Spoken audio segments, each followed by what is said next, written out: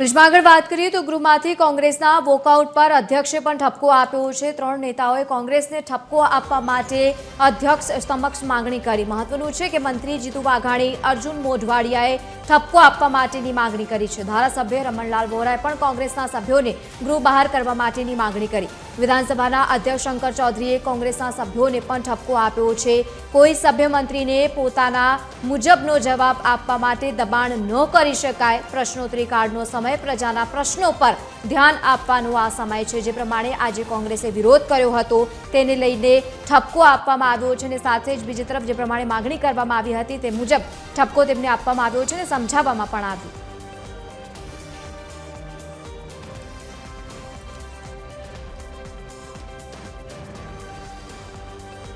વધુ માહિતી સાથે એસોસિએટ એડિટર સોનલ અનડકર જોડાયા છે। સોનલ, જે પ્રમાણે કોંગ્રેસે વિરોધ કર્યો છે, હવે મંત્રીઓને પણ કહેવામાં આવી રહ્યું છે કે તેમને ઠપકો આપો, એ પ્રમાણેનો વિરોધ અત્યારે કોંગ્રેસ કરી રહી છે। પછી રાજ્ય સ્તરે હોય કે દેશ સ્તરે અલગ અલગ જગ્યાઓ પર કોંગ્રેસ સતત વિરોધ કરતી દેખાઈ રહી છે।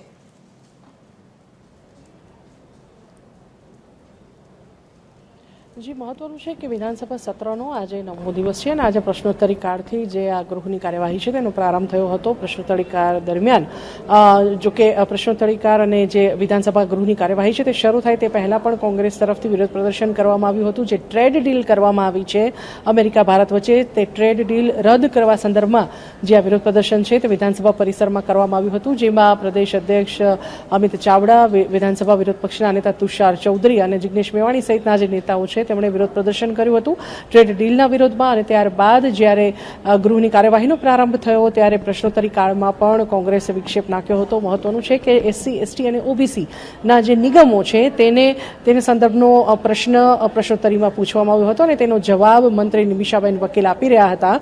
તે દરમિયાન શૈલેષ પરમાર તરફથી પ્રશ્ન ઉઠાવવામાં આવ્યો હતો કે આ જે નિગમોને બજેટની ફાળવણી જે કરવામાં આવે છે તે અન્ય જે જનરલ કાસ્ટના કામો માટે થઈ અને જે નિગમોને ફાળવણી કરવામાં આવે છે તેના કરતાં ફાળવણી ઓછી હોય છે અને સાથે સાથે જ જે ફાળવણી કરવામાં આવે છે તેના કરતાં તેની જે ગ્રાન્ટ છે તે વણવપરાયેલી પડી રહે છે। તો કેટલી ગ્રાન્ટ અત્યાર સુધીમાં વણવપરાયેલી રહી અને કેટલી વાસ્તવમાં ફાળવવામાં આવી, આ જે પ્રશ્ન છે તે શૈલેષ પરમાર તરફથી કરવામાં આવ્યો હતો, જેનો જવાબ જે છે તે વિસ્તારપૂર્વક મંત્રી આપી રહ્યા હતા।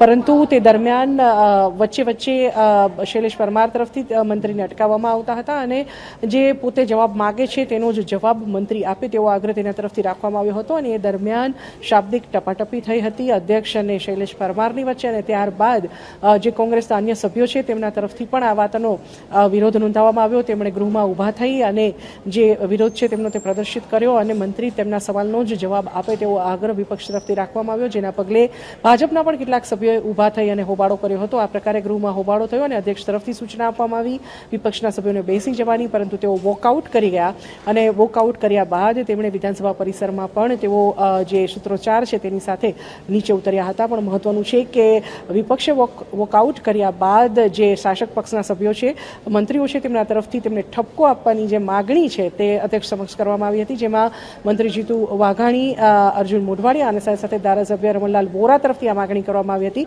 જોકે રમણલાલ વોરાએ તમામ સભ્યોને ગૃહની બહાર કરી દેવામાં આવે તેવી માગણી કરી હતી, પણ અધ્યક્ષે છેલ્લે રૂલિંગ આપ્યું હતું અને તેમણે કહ્યું હતું કે આ પ્રકારની જે કોંગ્રેસ તરફથી પ્રશ્નોત્તરી કાળનો સમય બગાડવાની જે ચેષ્ટા કરવામાં આવી છે તે ક્યારેય પણ સાખી નહીં લેવાય અને આ પ્રકારની જે ચેષ્ટા છે તે આગામી સમયમાં ન થાય તેવી તાકીદ પણ અધ્યક્ષે કરી હતી। અને ખાસ કરીને મંત્રીને પોતાના મુજબનો જવાબ આપવા માટે દબાણ ન કરી શકાય, આ વાત જે છે તે પણ અધ્યક્ષે ઉચ્ચારી હતી।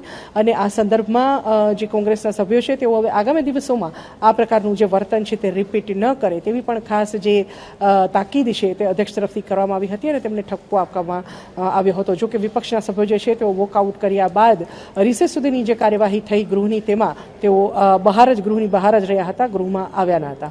જી બિલકુલ સોનલ, આભાર સમગ્ર માહિતી સાથે જોડાવા બદલ। તો જે પ્રમાણે કોંગ્રેસે વિરોધ કર્યો છે, અનેક માંગણીઓ અને સવાલોના જવાબ પોતાના મુજબ માંગી રહ્યા છે।